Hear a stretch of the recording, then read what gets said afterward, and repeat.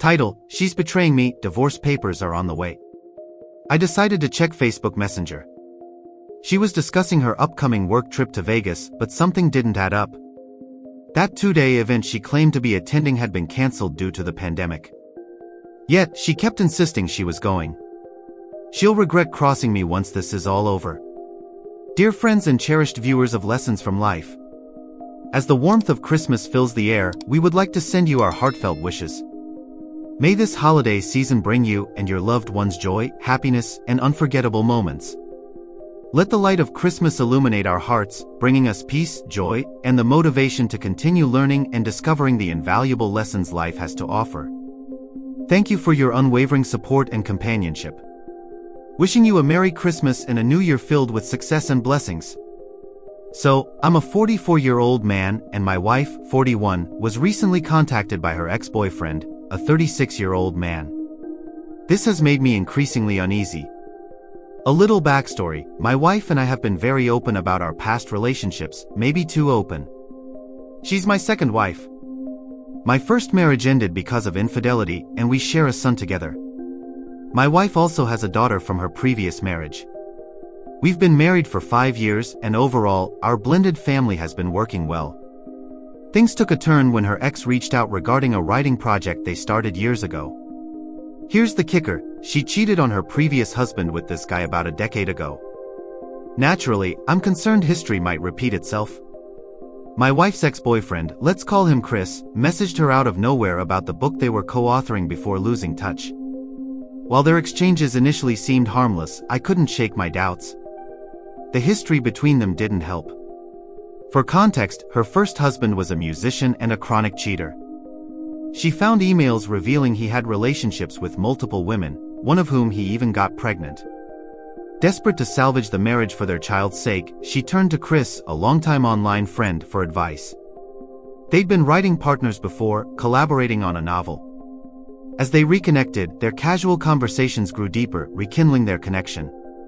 She claims their relationship remained platonic while she attempted to save her marriage, but it eventually crossed the line.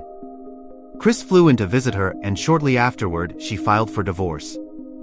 Fast forward, their romance fizzled out after her daughter struggled to adjust to having Chris around. He wasn't interested in playing the role of a father figure, and they ended things. However, during their brief breakup, they resumed their physical relationship while working on their book. This cycle finally ended when she started dating me. She cut off contact with Chris, claiming it felt inappropriate to maintain such a close bond with an ex while in a committed relationship. A month ago, Chris reappeared in her life. He reached out to share that he had rewritten and published their book without her input, even releasing a sequel. Now, he's working on a comic adaptation and invited her to collaborate. Initially, I thought it was nice for her to revisit something she was passionate about. She lit up when talking about the project, but the unease remained. Their past infidelity loomed large, and I couldn't ignore the history they shared. I decided to snoop. Their conversations revealed a troubling pattern. She asked him about his personal life and whether he was seeing anyone. While it didn't seem flirtatious at first, her interest in his relationship status was telling. This didn't sit well with me. I'm torn. I want her to have her creative outlet, but I don't want to lose my marriage to the very man she once left her ex-husband for. To continue from where I left off, I knew I couldn't ignore the signs any longer. The way she talked about Chris and the project, it was just too much. So, I kept watching, trying to piece together exactly what was going on. I decided to dig deeper. I checked her messages again when she was asleep. This time there were more red flags.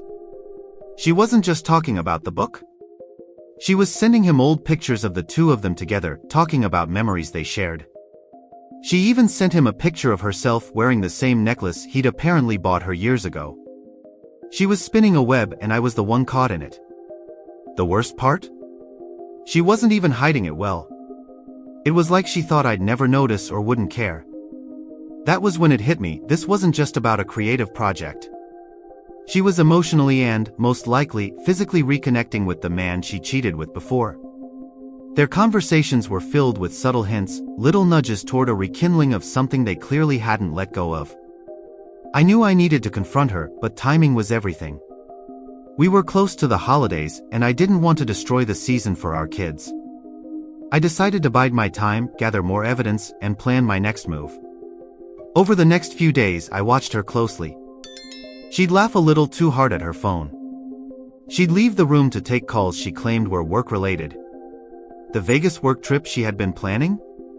It didn't add up. I checked the event website she mentioned. It was canceled months ago. Then I stumbled across the final nail in the coffin, a hidden folder on her laptop. In it, there were emails and photos exchanged with Chris. They weren't just talking, they were planning to meet.